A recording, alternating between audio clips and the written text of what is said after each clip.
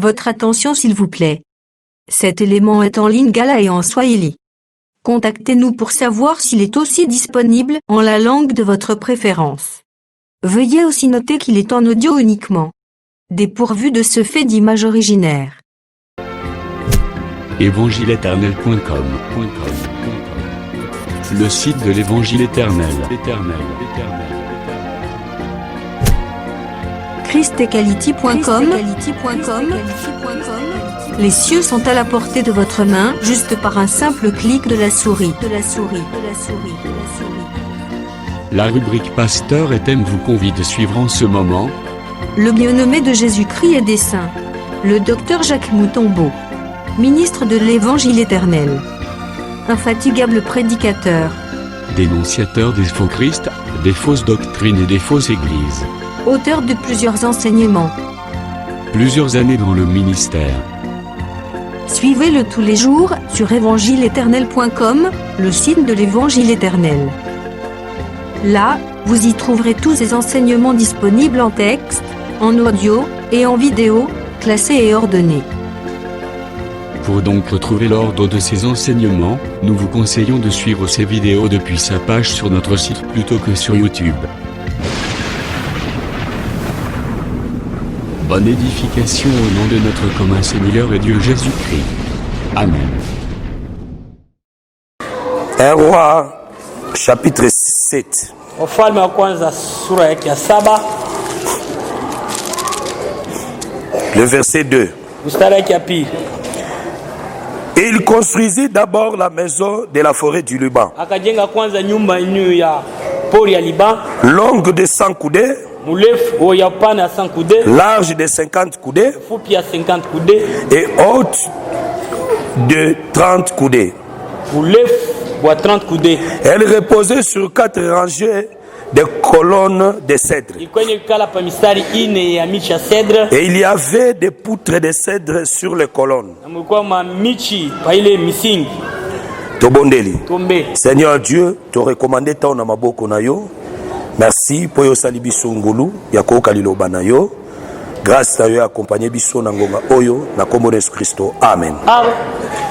Tozali ko continuer marche na biso sur le deux maisons construites par Salomon. Tuko nendelea na mwenendo yetu ya manyumba mbili ni kujenga na Sulemani. La maison de l'Éternel qui est le temple Nyumba ya milele na kwa ema, et la maison du roi qui est la maison du Liban. na nyumba mfalme na kwa nyumba kuliban. La maison de l'Éternel, c'est le corps de Jésus. Nyumba ya milele ni mwili ya Yesu. Oui, il y a qui peut souffrir. Ile ilikuwa iliteseke. Otolobaki, c'est le Messie souffrant. Sema ni Mesia ule anateseka. Ça dit Jésus était venu premièrement pour souffrir, Yesu kwanza alikuwa ili ateswe, être flagellé, bapikwe, être méprisé, ili bamzarau, être dédaigné bamzarau, pour notre salut. juu ya wokovu wetu. Voilà pourquoi le jeune prophète Ndio kwa maana kiana a été tué par le vieux prophète. alienda kumuua kwa huyu nabii mzee. Parce que l'écriture ezoloba na biso dans 1 Roi chapitre 13. Andiko nasema Mfalme wa kwanza 13, Et la Bible, 2 Rois plutôt chapitre 13. Wafalme wa pili 13 Ezotalisa, il y a deux prophètes. unaonesha wanabii wawili. Il y a un prophète, le jeune prophète. Kwa nabii kiana Il y a aussi le vieux prophète. na nabii mzee. Jéroboam akometaki péché. Jeroboamu akatenda dhambi. Asalaki bavodo. Alienda kufanya masanamu, Akreaki ba prêtre na ye. alienda kufanya wakoani wake. Amemaki Israël na abomination. Napeleka Israeli Pourquoi? juu ya nini? Parce que Israël ekabwanaki na biteni mibale. Kwani Israeli ilikawanya msemu mbili. Ekomaki les deux royaumes. Ilikuwa mfalme mbili, Royaume ya Juda mfalme wa Yuda, na royaume ya Israël. mfalme wa Israeli. Na royaume ya Juda, Mfalme wa Yuda mutu azalaki kuna Roboam comme roi. ule alikuwa kule, mfalme alikuwa ni Na royaume ya Israël, mfalme wa Israeli. mutu azalaki kuna Jeroboam. Ule alikuwa kule ni Jeroboamu. Maintenant na royaume ya Juda, capitale c'est Jérusalem. Ilikuwa la kapitali Yerusalemu. Et royaume ya Israël, capitale ezali Samarie. Ule kapitali ilikuwa ni Samaria. Olani malam? Ah, Sikoyo na Jérusalem desika temple ezalaki Yerusalemu ndio kule kwa ema desika adoration ezalaki kule kwa mabudu arche d'alliance ezalaki kuna kule gani ilikuwa pa atako Israel kabole biteni mibale Israeli gawanya mara mbili mais bato kotoyo ya Israël ba Israeli babande kwa na shida pour adorer l'Éternel kwenda kuyuda kumwabudu parce que Jérusalem c'était le lieu d'adoration. Yerusalemu ilikuwa ni mfasha mabudu Mais maintenant Jéroboam alobite anasema pa soki ba continuer koya awa endelea kwa kuyuda mitema na bango ko s'attacher na wana bango Jéroboam Roboam plutôt tana na mfalme Roboam esengali siko na couper relation wana bidi nikate lo bakita lisu na Jérusalem te ngai moko na sala culte na ngai ifanye ibada yangu peke asali sacerdoce na ba prêtre na adoration combien anafanya mabudu yake cette chose s'appelle qui nzambe te parce que acte nyonso esalamaki c'est un acte prophétique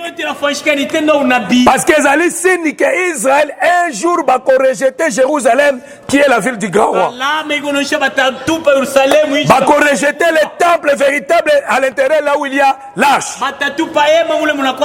et c'était l'image que Israël ako roi na ye ako détourner motema na ye en dehors de l'Éternel parce que l'arche selon Nombre chapitre 10 c'est l'Éternel et lokola éternel azali ngamba koto éternel azali été les rois qui détourné le cœur d'Israël baya lisusu pas l'Éternel ba créer l'ité na bango et cette chose s'est accomplie parce que véritable temple qui avait l'Éternel c'était le Seigneur Jésus et les chefs d'Israël basala nyonso ba détourné peuple Israël dans le véritable temple qui est le Seigneur Jésus. Malam. Ok. Mais maintenant, le cola a beau qui peuple kita. Yemo quoi créer temple nae, a créé ba prêtre nae.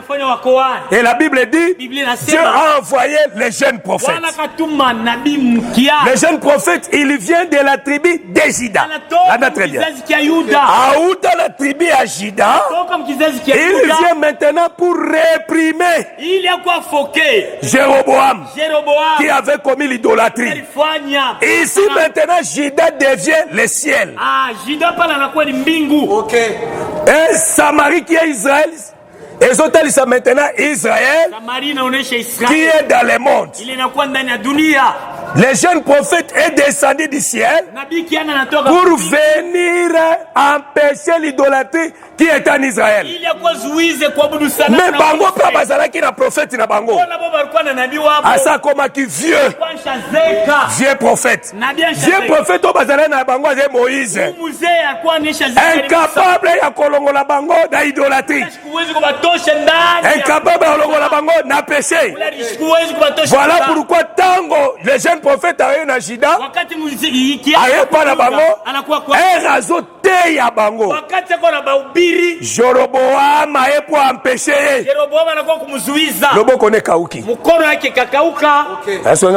Amen. Et après elle a bien sauve-moi. Anasema niokoe. Et le jeune prophète a sabeli pona akamwombea loboko ne songi. Mkono wake kaluria sana. Nazokota na prophétie te parce que prophétie ko memanga mulai makasi. Nipeleka mbali sana. Benazo yaka sema na révélation. Niko nakuwa mfunuo. Ko kauka ya loboko. Kauka kwa mkono. Peko zonga ya loboko. Kwa mkono. Jéroboam avait compris que cet homme de Dieu, le jeune prophète, c'est un homme de miracles. C'est-à-dire ali ba miracle Jésus salaki na Israël. Tango Jéroboam.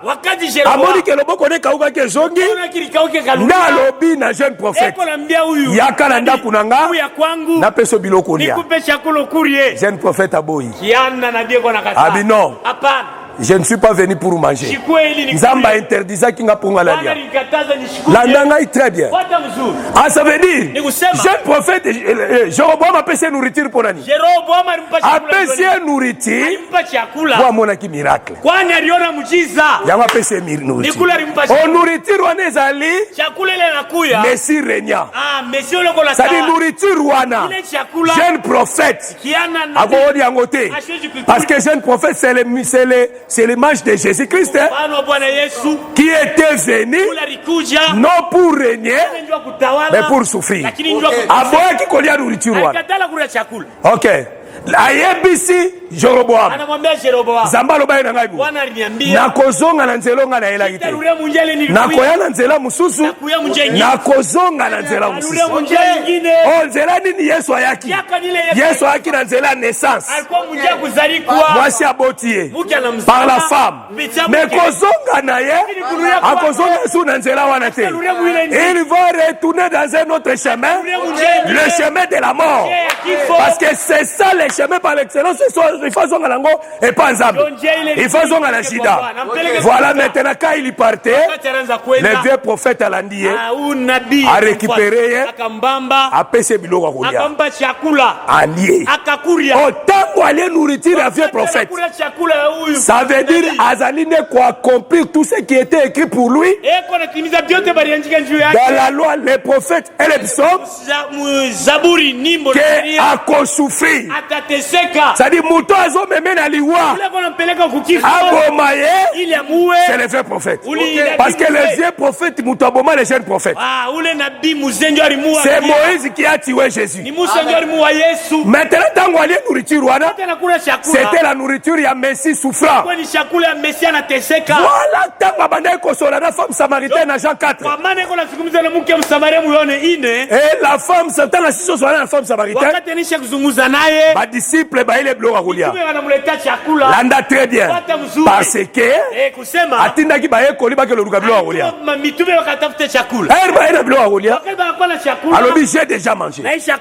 Balobi et ça la mutubo ka pesa biloko.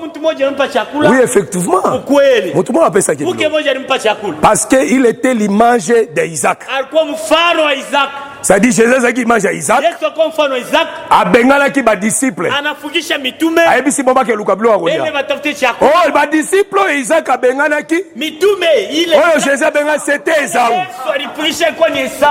Esaú. Isaac a bengala ke luka bloka kulia. Mais Jacob, qui était dans Simandaku, il y a même qui est nourriture. Parce que nourriture est même qui. Ça dit nourriture est zabou. Sans qu'on peut s'y employer au lait en allié, il y a un repambola. Ça dit cette bénédiction, ceux qui avaient un webima, il faut dans Jacob alia. Ceux qui allaient, n'a pas moulu. Voilà maintenant, tant qu'on ba disciple bae les biloko a dit j'ai déjà mangé. Ah ça dit il accomplissait l'écriture. Il y a Isaac, il y a un véritable Isaac.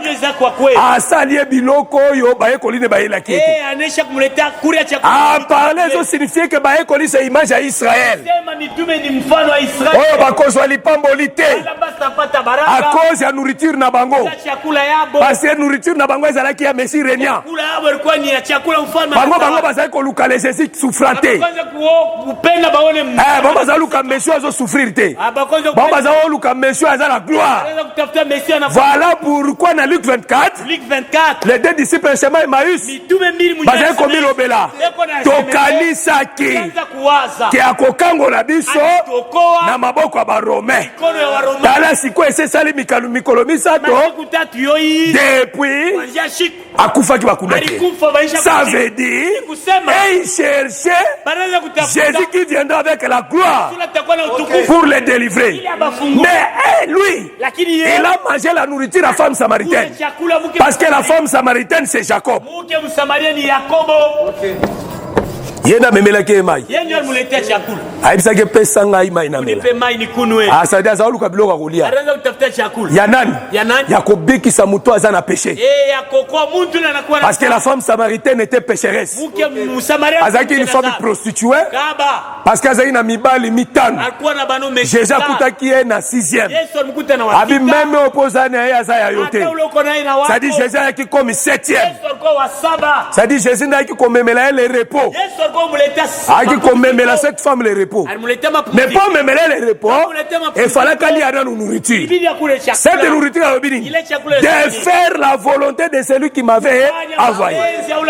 Par là nous comprenons que la nourriture devient prophète. Et c'est là qu'une nourriture il faut boma. Jeune prophète. C'est la nourriture qui va le tuer. Voilà pourquoi Élie le Tishbite Zamba pimeli kokende place ya baveuve ya mbongo. Bwana anamkataza kwenda kuachane wa Parce que pesa. baveuve nyoso bazaka babola te. Chane bote bakale paka baba. Tout d'abord version na pe lobi que Dieu est Dieu de veuves et des orphelins. Ile version nasema Mungu ni wachane. Ezaka baveuve te, ezaka ba orphelin te. Na yatima. Ezaka nango bango te. Haina haba tunaonaka. Ezaka bango te. Haina haba tunaonaka. Bon so veuve wana ndoki. Kama ule mchane ni mlozi. Yesu azaka yaye. Yesu anakuwa wake. Hapana. Wana ezalite ya lelo te. Ile haina mahubiri ya leo. Entre parenthèses. Amen.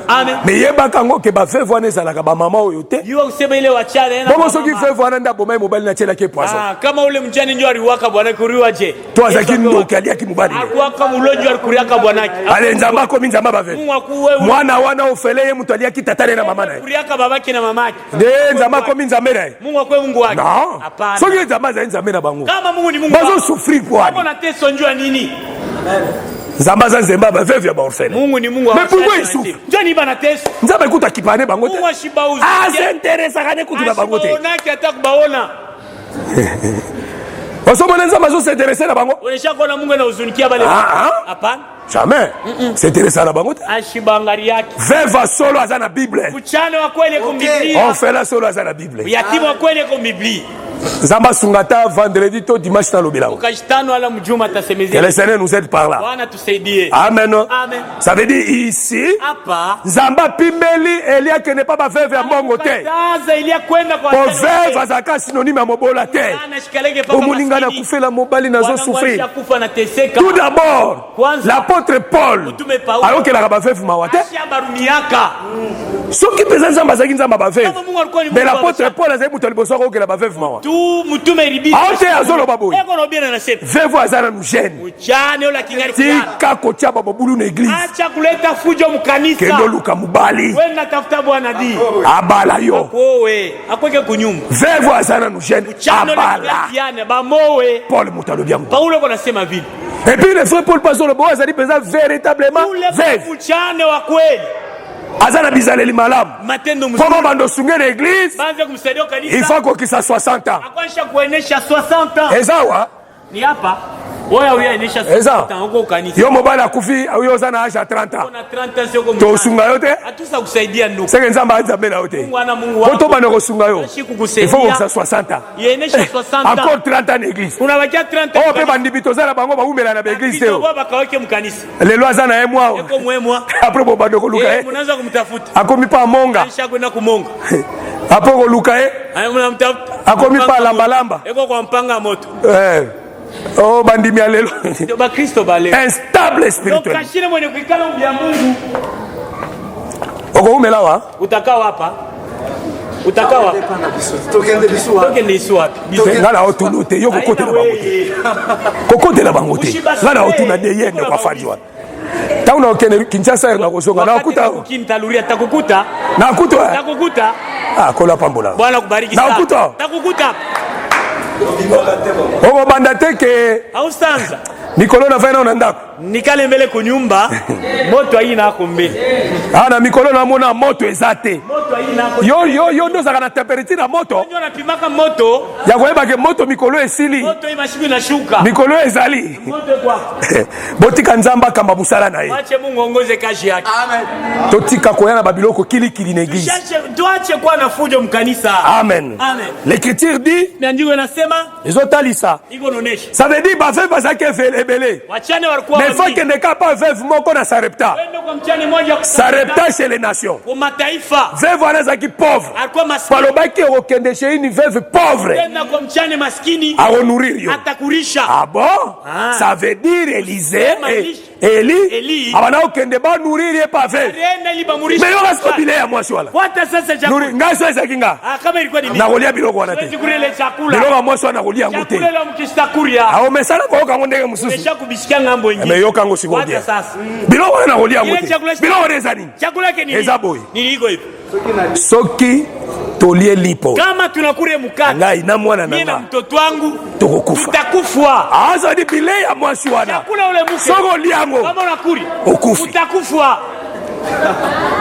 sadi mosala banaotambola biloko ekufa ule muntu anaweza na kutambana nourriture qui tue. chakula ile kona uwa Mazalaki marié alikuwa na mwana ayekokoma veuve anakuwa mshamba mobali nakendaki wa Mwanamke alienda. mobali nakufa Mwanamke alikufa. ye moto atikelaki la nourriture qui tue. ile chakula na waka O mobali neza Moïse bwanake ni ye Musa moto atikelaki bileyo ebomaka. chakula na O waka la nourriture qui tue chakula na waka biso nde tozalaki nango. Seigneur tulikuwa kana Mais Jésus, Yesu Élie, Elia. comme Jésus, Kama Yesu. ndalobi haiko nasema pesanga na liango mutu unipe mbele aliboso. nini kule wa kwanza Azali Yesu kale nourriture wana kikule ile chakula akokufa atakufa biso tokotika na bomoi Taishi. sima Maisha ile. biloko ekoya na sima kule leta kwa nyuma ebobaka sute haitaua tena ezako epesaka vie. ile kona leta Voilà pourquoi Jésus Ndio maana Yesu il a mangé Kuria. la nourriture qui devait le tuer chakula ilibidi muwe et andimaki kokufa alishika kufa otango alie nourriture wana. kule chakula La Bible dit ceci Linasema. na kati ya chemin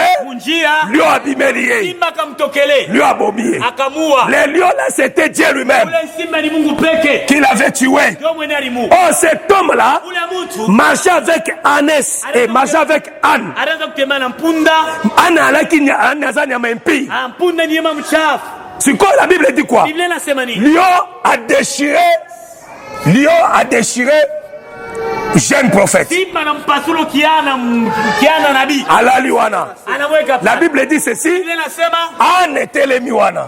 mpunda alikuwa ngambo Batu pe bazolekana. bantu na bao yako napita Mais lion lakini simba allié Anne te, sikukure mpunda allié pe batu te. asikukure bantu nako napita Parce que ça déchira qui jeune anaweza prophète. kupasula huyu nabii kiana Oh, la mort des jeunes prophètes. kifo kia nabii kiana Nzamba zaleka na nzala ya kolia mutu boko. Bwana alikuwa lazima kure mtu moyo Tango allié Yesu wakati amkuria Yesu akomi faible. anakuwa mzaifu Nzamba zesu na makasi akobeta te. ana nguvu ya kupika Voilà pourquoi Anne eza biso, punda huyu anakuwa ni shie eza biso église, shie kanisa bato eza Israël. Bantu inakuwa ni Israeli À cause de la mort des jeunes prophètes, kifo kia huyu nabii nous les gens des nations, shie bantu ya mataifa na Israël, na Israeli nous sommes sauvés. tunaokoka Là où il est sous bisoté. si mashiwezi kutugusa Parce que les jeunes prophètes si mzee kiana est déjà mort. alishakufa Comme à sa koufi, alishakufa nous nous sommes rachetés. tunaokolewa Est-ce que malam? amen Zamba kokisu koboma bisoté. ana siwezi kutua tena Nous sommes sauvés. tunaisha kokoka Yesu nda komisa nzambe faible. Yesu ndio alifanya Mungu akuwe Nzamba za mzaifu. resuna makasa osala eloko te. Ashikalake na Mungu kufanya hivi. Akoka su kosala rien. Asiwezi tena kutupika na Parce que ça lié. anesha kuria Yesu Musuni ya kitoko. nyama wao mzuri sana Obi ke Yesu azala musuni ya kitoko nzamba alinga.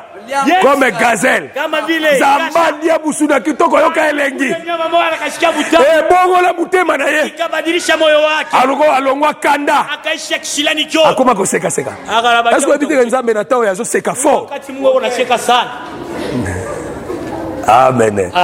Parce que chrétiens zotalisala biso ndivyo anatuambia tango Jésus azokota na makila na litre saint. wakati Yesu anaingia na damu mali patakatifu sana Esengo ezozala na lola. fureni afashika mbinguni Mpona nini esengo ekoti na lola? ni fureni ingia mbinguni Po nyama moko asakufaki. nyama moja aisha Nzamba moni makila. Bwana anaona damu Quand Dieu voit le sang, wakati Bwana anaona son damu cœur est tressailli de joie. moyo wake na furahi Il ne tuera plus. ashitaua tena Est-ce que vous avez la malade? Amen. Ça dit, il n'y a plus de la condamnation hakuna tena hukumu pour tous ceux qui sont dans kwa Jésus. wale beko ndani ya Yesu Bah, ça a déjà racheté. maisha kuokoka Voilà pourquoi ton ciment torobaki était tunaenda kugusa tunasema na 2 Chroniques chapitre 1. mambo ya siku ya kwanza Salomo tango azoya kotumba mbeka na Gabao. wakati anakuwa kuchoma sadaka Après avoir kotumba mbeka, kisha kuchoma sadaka il faut que na Jérusalem, ili apande kwa Yerusalemu kuna nda okende ko régner. kula tena kutawala Est-ce que madame? amen Okende régner na Jérusalem. kula tena kwa Yerusalemu Ça dit, soka longwa la souffrance. kama natoka mateso Aleki na œuvre de la croix, pita kwa nda msalaba okende ko régner. kula tena kutawala Amen. Tosimbaki Akab. tunaenda kugusa ka Tango Akab flèche ezozo azokufa. wakati akamu shale na mbamba na Akab akokufa. akaba atakufa Mais Josaphat Josaphat akozonga na Jérusalem kaluria kwa Yerusalemu pour régner à ili Jérusalem. atawale kwa Yerusalemu Mais nous touchons maintenant. tunagusa sasa Tozoloba boye. tunasema hivi Après avoir kolongwa la souffrance, kutoka mu mateso il sera le Messie régnant. kula atakuwa mesia ule uko natawala Mais akoki kokoma Messie régnant te soki nano abandi kozala Messie souffrant nde tosimbaki Benjamin Benoni Benoni c'est le fils de ma douleur Benjamin c'est le fils de ma droite. Christ a kozala le fils de ma droite était. Soki nano akomi Benoni te le fils de ma souffrance. De ma douleur. Amen église. Voilà pourquoi. Nde tozosimba tozolobake. Christ la simane kolongwa na kufa. Kosekwa akei kovanda na loboko ya mobali ya tata. Pe atelemi na loboko ya mobali ya tata. Parce que être à côté, et ça la régner ensemble. Même histoire wana na Assurus a Ebisango Esther. Quand tu Esther, même la moitié de mon royaume, je te donnerai. Même la moitié de mon royaume, je te donnerai. Elle est battue à royaume à Kati. Yo Esther Tikalakuna, Galatate, Alinde Kolobake, qui va régner avec moi. Amen. Au pont Esther a régné. Naye. Il faut Esther à l'Ongwanagène il y a 3 jours. Tout suite au Lobakangwa. Ça dit Esther aussi c'est le Messie souffrant. Quand on souffrir pour son peuple. Maintenant il doit monter pour aller présenter la coupe de feu chez le roi. Là il va maintenant régner avec le roi. Mettons Razo Kende. Et elle va aller avec un nouveau vêtement. Parce que la Bible dit qu'Esther a Kenda qui n'a bilamba de Yabokozi. Voilà pourquoi tant que Jésus sait quoi qui il était ressuscité comme un roi. Il était ressuscité dans sa gloire. Pour qu'il se présente devant l'Éternel. Afin que Bisso Totikali na Babylone soit grâce. La lettre Yaman qui nous condamnait, elle a déchiré, elle a effacé, na remplacement à la lettre Moussous. Amen. Amen. Touti kontanga na un roi chapitre nango 7. Balobi la maison du Liban. La maison du roi. Parce que vendredi je vais vous expliquer le Liban c'est quoi. Mais je pense seulement la maison c'est ce que je vais expliquer aujourd'hui. Balobi ndako wana longueur nango ezali 100 coudées. Largeur. Ezali. C'est écrit. Ah, c'est écrit. Ah, nazo monate voilà. Donc, longueur 100 coudées. Largeur 50 coudées. Hauteur 30 coudées de Stolobela qui angwa. 30 coudées de Stolobela qui c'est l'âge du ministère. Est-ce que vous l'avez malade? C'est l'âge du ministère. Maintenant, cette maison qui est la maison du roi, qui est la maison du Liban, c'est le Seigneur Jésus. Ezali Jésus, yenda zali ndakwana. Amen. Yenda zali la maison. Ça dit maison, eza na 100 coudées, eza na 50 coudées, 30 coudées to stolobela ki. Aujourd'hui, nous allons parler seulement sur 100 et 50 coudées. Topé ça. Longueur, na largeur, c'est que cette maison-là, qui est la maison de la gloire, parce que Ndakouana et Zalaki Kabasalango na bois du Liban, Pena or, seulement 2 choses n'est qu'au Ndakouana. C'était le Liban et l'or. Amen. Ça dit, c'était de l'or. Ok. Maintenant, cette maison, et Zalaki na 100 coudées. Longueur, largeur, 50 coudées. Oh! Tant Ntango Nzamba ayebisi Moïse asala tabernacle. wakati Mungu anamwambia Musa ajenge Le tabernacle ezali sanctuaire. hema inakuwa ni sanctuaire. Eza na deux parties. Iko na sehemu mbili. Mais ezalaka na clôture nango. Iko na nini clôture. Clôture babenga yango parvis. Banaitaka fasha nje. Ozana malamu? Ah. Eza clôture clôturé sanctuaire et clôturé la maison. Ile inaenda kushughulikia nyumba. Clôture wana eza na porte. Iko na mlango. Pona kokotisa bato. Jua bantu kuingia. Maintenant mulai ya parvis. Urefu wa nyumba fasha nje. 100 coudées. Iko ni 100 coudées. 100 coudées. 100 coudées. Largeur. Bufupi 50 coudées. kwa ni 50 coudées. Zamba taba chiffre pamba taza zobate. Bwana aliweka hii mahesabu. Ayebi pourquoi cha magambo. Aliweka alijua njoo. Sikoyo porte. Mlango Eza na 20 coudées. iko na 20 coudées. Partie latérale moko Sehemu ya kume eza na 15 coudées. iko na 15 coudées. Partie latérale mususu Ngambo ingine eza na 15 coudées. yuna 15 coudées. Awa benga monga Hapa mwite monga mopanga moto akokoka te. ashitaweza. Voilà pourquoi tu dois demeurer toujours. Inabidi wewe ubakie paka hapa. Là je vous dis la Ile vérité. naambia ni kweli. Eza orgueilité. Haina madifuzo. Ce que je vous dis est Ile vrai. naambia ni kweli. Dans peu de temps, Dakika tu chache vas acclamer. utapika mikono. Je te promets déjà. Nakulaka utapika mikono. Amen. Amen. Oko sepela frère. Shika furaha. Oko kumisa nzambe makasi. Utambariki Bwana. Lolo kotamwelo na muturo ga lelo. Njoo ile utatembea. Obibiza Eh, nzambe penza. Bwana huyu ndio mastajabu. Bible.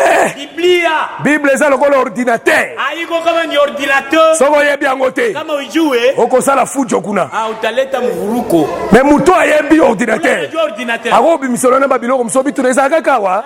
Utakuliza bilikala hapo kwa mndani. Ezalaga wana. Kaka muli Sko nani. Bible leki ordinateur. Ikena pita ordinateur. Eza na ba profondeur extraordinaire. Kama uketo ya mastajabu. Que le Seigneur vous bénisse. Bwana nibariki. Que le Seigneur vous bénisse. Amen. Ça veut dire la maison Nikusema nyumba qui est la maison de gloire, nyumba utukufu c'est aussi le parvis du tabernacle. inakuwa ni fwasha nje ya hema. Ça dit le tabernacle longueur 100. Sasa ngambo na ngambo Et tozana koto longueur 100. upana ni 100. Ça dit longueur ya ndako ezalaka moko te ezalaka nyoso mibale. Pana Koto 100 kote kuna 100. ngambo kule 100. Eza na tina.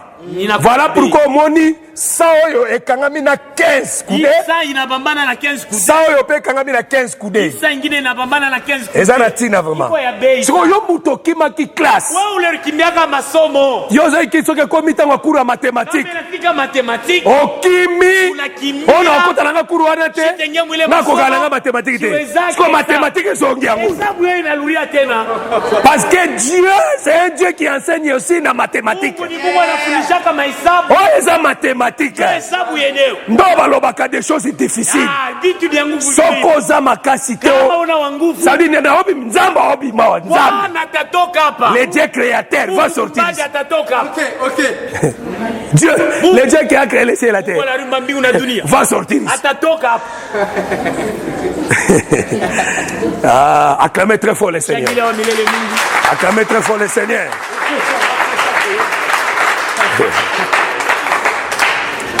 Amen. Amen. Autant que nous avons 100 coudées, Wakati tunaona 100 coudées, nous voyons un homme ici. tunaona mtu mshima. Nous voyons Abraham. Tunamwona Ibrahimu. Abraham abotaki Isaac na âge à 100 ans. Ibrahimu wana mzali Isaac mu miaka.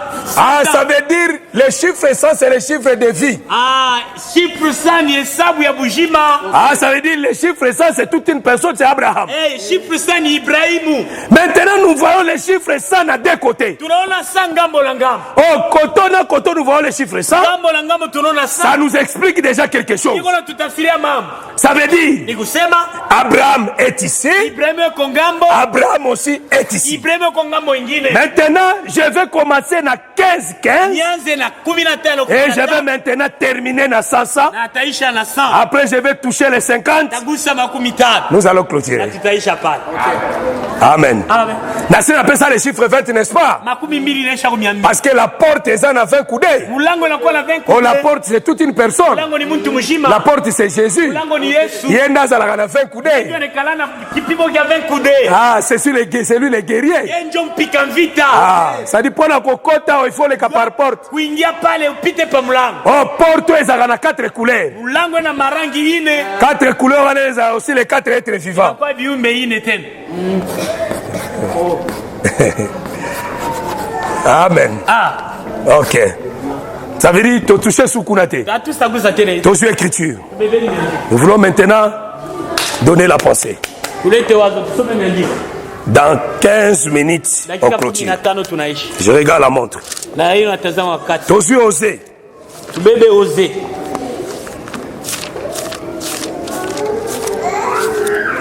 Tu suis livre à osé.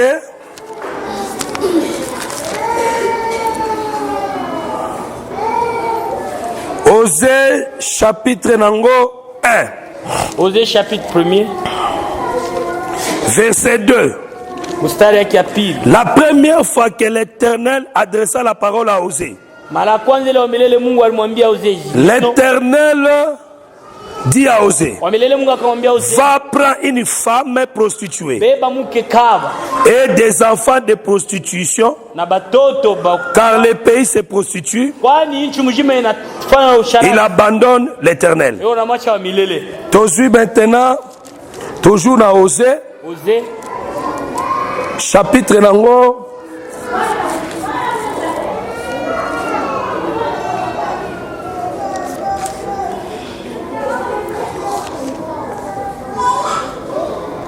Osée chapitre 2 et soit chapitre 3 plutôt. Osée chapitre 3. Chapitre 3 et Osée. Osée verset 1 à 2. L'Éternel me dit, va encore et aime une femme, aime d'un amant. Non. Va encore et aime une femme, aime d'un amant. Et adultère, ça veut dire moi je suis marié. Et adultère, aime-la comme l'Éternel aime les enfants d'Israël, qui se tournent vers d'autres dieux et qui m'aiment les gâteaux des raisins, qui aiment les gâteaux des raisins. Je l'achète pour 15 cycles d'argent. Un homère d'orge et les tecs d'orge. Ici Zamba zope sa prophétie. Aebisi prophète Osée. Akeno luka mwasi aliboso. Mwasi aliboso zali prostituée. Abiswa prostituée. Comme mwasi aliboso. Ça dit mwasi prostituée aza marié te. Azana ba mibale belé. Femme prostituée. Yami ba lobi kende kozwa femme mariée. Mais aza adultère. Linga endenge nga na linga bana Israël. Ça veut dire yami balé femme mariée. Amen. Nde prophétie mune nango. Siko alobi tango kozwa mwasi ya libalo. Okosomba ye na 15 cycles d'argent. Donc osomba ye cette femme. Mais Osée, il faut soit basimi balé. Il faut soit prostituée. Il faut soit pe femme mariée. Est-ce que malam? Ce qui mwasi moko bazo sommer na 15 cycles d'argent. C'est que mususu wana pe il faut basombe pe na 15 cycles d'argent. Landa très bien. Pourquoi? Parce que Jésus tango bazoya kosomba ye bazo somba Jésus na 30 cycles d'argent. 30 cycles d'argent wana ezalaki kaka pona peuple. Ça dit cet argent c'était pour la valeur du peuple. Parce que chrétien ezoloba pour une femme ezazali na valeur ya 30 cycles d'argent. Ça dit moi si azalaka na valeur à 30 cycles d'argent.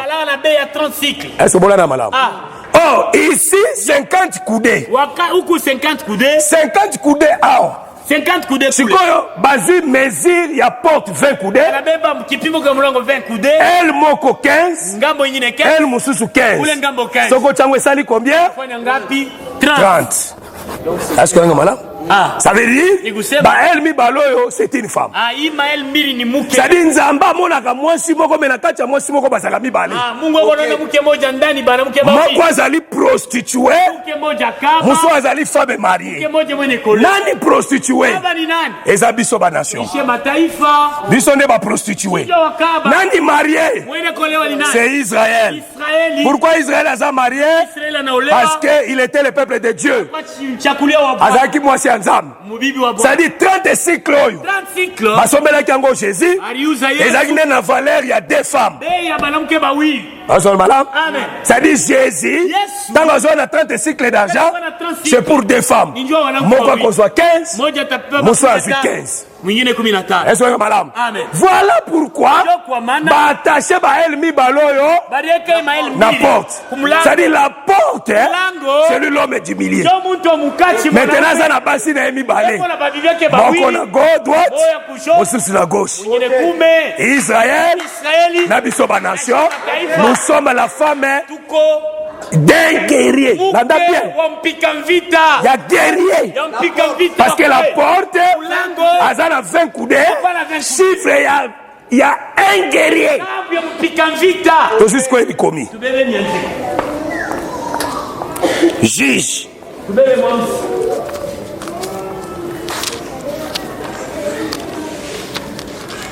Juge. Chapitre nango 5. Verset nango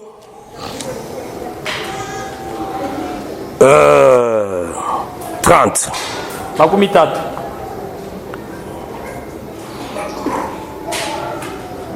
Écriture le Bible. Ne trouve-t-il pas du butin? Non, ngala lobayo interprété. Ne trouve-t-il pas du butin? Ne le partage-t-il pas? Un jeune fille, deux jeunes filles, par homme, du butin, en vêtements de couleur, pour Sisera, du butin, en vêtements de couleur, brodé, un vêtement de couleur, deux vêtements brodés pour le coup d'un vainqueur. Amen. Ça veut dire Déborah zoemba nzemu. Parce que Déborah ezalaka mama bitota te. Oh mama ngalula. Ye pa telemi abandi koteya. Oh Déborah teyaki. Ngai pe na teyaki. C'est une sorcière. Parce que Luka verset mususu me wana te. Au verset pour epesi nzela na moi 7 na Bible ezalaka te. Mais la Bible dit ceci. Tango Déborah zoemba nzemu. Azolo baboyi. Soki mutu ake kobunda bitumba. Soki abundi bitumba alongi bazaka na babite oyo bazongaka nango na mboka. Bazwaka bilamba, bazwaka basi, bazwaka biloko oyo bayaka nango na mboka. Ezalaka signe ya kolonga bitumba balongaki. Soki biloko wana eye selon Deutéronome 21 soki okendaki bitumba olongi okangi binemi ba prisonnier oye na bango parmi ba prisonnière wana soki omoni mwasi moko asepelisi yo okozwa ye okokomise mwasi na yo okokate manzaka okokate suki okochange bilamba akolela tatane na mamane pendant 30 jours yasenga malamu soki asisi kolela bongo nde akokoma mwasi na yo nsima soki olembi ye okotika kende na ye. Nazi seulement exemple seulement kuna. Ça veut dire so mutu ake bitumba azonga na babite. Les bitins de guerre. Ezara les femmes et les vêtements. Mais ce qu'on tango Déborah zoemba nzemu. Lokola balonga ki bitumba. Sisera est tombé. Baraka longi bitumba. Bayena babitin. Siko bandi koyemba na loyembo. Lokola bite ye. Bakabola kabite wana na baguerrier. Na ba vainqueur. Ça dit vainqueur. Ceux qui basi bele.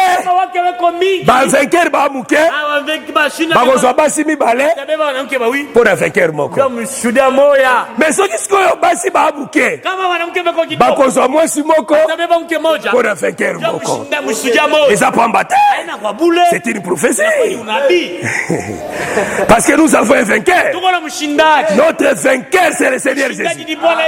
C'est le puissant guerrier. Ah, mspika vita A combattant le diable sur la croix. Shetani kumsalaba. Alonga ye.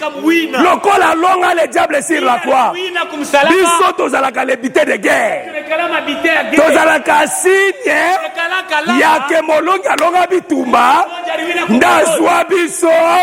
Amema biso na mboka la ye. Tozalaka le bité de guerre. Ezala mutu moka combattant mutu abana ko dominer yo. Le péché qui te dominait, Jésus a longa ye.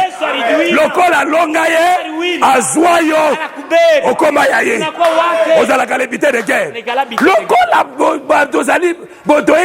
tozali bité de guerre. Siko il faut pas penser à guerrier moko. Basi bibale. Ah. Jésus comme le véritable guerrier. Il faut pas baisser basi. Il faut pas baisser basi bibalo. Moko eza biso. Muso eza Israël. Ezali basi oyo. Bazo pesa ye, bazo pesa bango les vainqueurs. Amen. Voilà pourquoi les 15 cycles les pour la moisson. Les 15 mousseaux les pour la moisson. La nanga très bien. Oh, tant que tous mon Abraham. Na chiffre ça veut dire Abraham avait aussi deux femmes. Les deux femmes d'Abraham, moko ezali Sarah, mosusu ezali Agar. Ça dit Sarah, c'est image à Israël. Agar, image de biso ba nation. Est-ce que madame? Ça dit le chiffre 100 c'est pour une femme. Le chiffre 100 c'est pour une femme. Ça dit Abraham, il n'est pas seulement le père d'Israël, mais il est aussi notre père par la foi. Oh, le chiffre 100 c'est le chiffre de rachat. Genèse. Genèse chapitre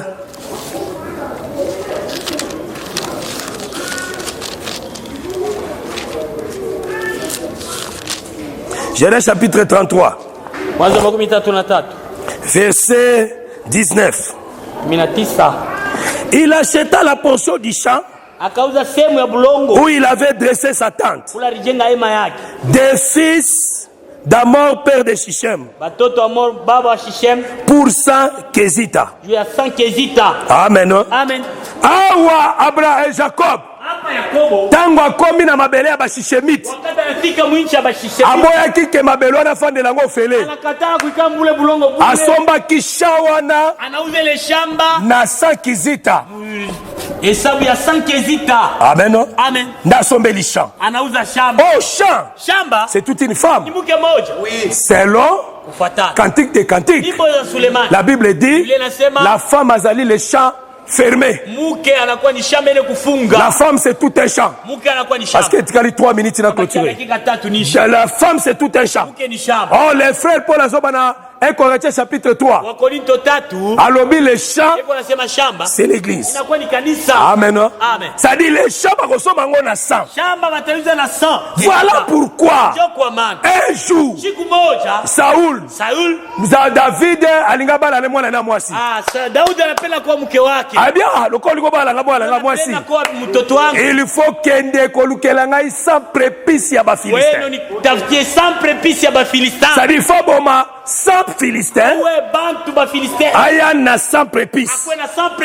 Pona droit ya rachat. Ah, ça dit pour racheter une femme, il faut sans prépice. Ah, ça veut dire il faut David Abunda. Soka Bundi, Alongi, Abomi sans Philistin, Azimbeli, Akati Bango, Azi sans prépice.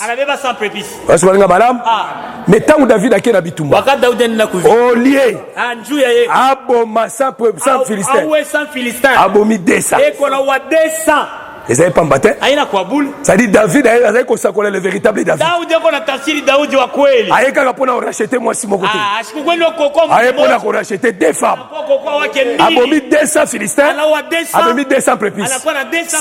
100 pour une femme. 100 pour une autre femme. Amen, église. Amen. Ça veut dire, les parvis, c'est toute une personne, c'est le Seigneur Jésus qui nous a rachetés. Il a racheté Israël, il nous a aussi rachetés. La Bible dit ceci. Boaz, ayebisi Intel, dans Ruth chapitre 4, ayebisi Intel boy. Yondo za na droit ya rachat, ya ko racheter Naomi. Mais elle comme jour ya ko racheter. Abe ko racheter ka Naomi te. O racheter na Ruth. Utakombola na Ruth pia. Intel alobi Intel anasema ba. Bozu nangeza mingi te. Au utajiri yangu kidogo. Na okoka nanga ite. Sitaweza. Nde Boaz ayebisi. Loko kate. Bila utaweza. Longo la sapato. Tosha bilato. Boaz tanga ju sapato. Boaz wakati anabeba. Kwa racheter nani? Il a komoe na. A racheter Naomi. Akomole Naomi. A racheter pe na Ruth. Akomole Rita. Est-ce que madame? Oh, Intel c'est Moïse. Ule mtu fulani ni Musa. Moïse aya quitté pour na biso ba nation. Musa sikutukuie chez mataifa. Moïse était venu pour Israël. Mais Jésus, qui est Boaz, il était venu que pour nous. Et il y en a qui ont racheté Bisso, a racheté Pena Naomi. Naomi c'est Israël, Ruth est Bisso ba nation. Est-ce qu'on est malade? Voilà pourquoi le véritable guerrier, qui est le Seigneur Jésus, Kobimate, qu'on profite de la moulure Obima. Ceux qui ont bimi, Dieu va vous frapper à la porte là-bas. Ne sortez pas. Boza maele ngana maele kole kabiro. Kobimate. Polo kona mulibo na kena nga mimi naenda. Nakei. Okokutana na lion. Utakutana na simu. Il va te déchirer. Atakupasula. Attendez la prière de la fin. Parce que nous sommes à la fin. Ça veut dire le 200 pour racheter deux femmes. 100 à droite, 100 à gauche. Amen. Et nous sommes les deux femmes de Dieu. Jésus nous a rachetés. Et voilà pourquoi il nous a sauvés. Et je concline à 50 coudées. 50 coudées. Les chiffres 50, c'est le chiffre de jubilé. Pour mouton comme à libre, il faut à quoi c'est la 50e journée. Wana Nazari dans Lévitique 25. Ce qui vous appelle qui richesse n'ayos. Appelle qui territoire n'ayé. Appelle qui m'appelle n'ayé. Azé la kaka 50e année. Ce qui 50e année, il sera libéré. Oh, voilà pourquoi Jésus a aimé ça qui va juif. Et Abraham a vu mon jour. Il a tressé de joie. Et Bango Balobi, tu n'as pas encore atteint 50 ans. Tu as dit Abraham. Ah, ça dit pour le roman Abraham. Il faut qu'on ait 50 ans. Yo, ils sont comme à 60 ans. Banda Rolela. Lucas, ça les faut comme à 50 ans. Yona nous a 20 ans. Ça les faut. Comme à 50 ans. Pour ça, on a 50 ans. On a Abraham. Amen. Oh, les 50e année, c'est toute une personne. Ce qu'on m'a nié, on va tresser une joie. Il y a pesa kamoto et sengo. Il y a longola kamutu na bobola. Alongola kabato na boumbu. Il y a un véritable jubilé. Ce qu'on koutani na ye. On va Abraham. Oh, Abraham, c'est le père de la foi. C'est l'éternel des armées. C'est notre Dieu. Les vendredis, nous allons débuter par là. On s'arrête ici. Que le Seigneur vous bénisse.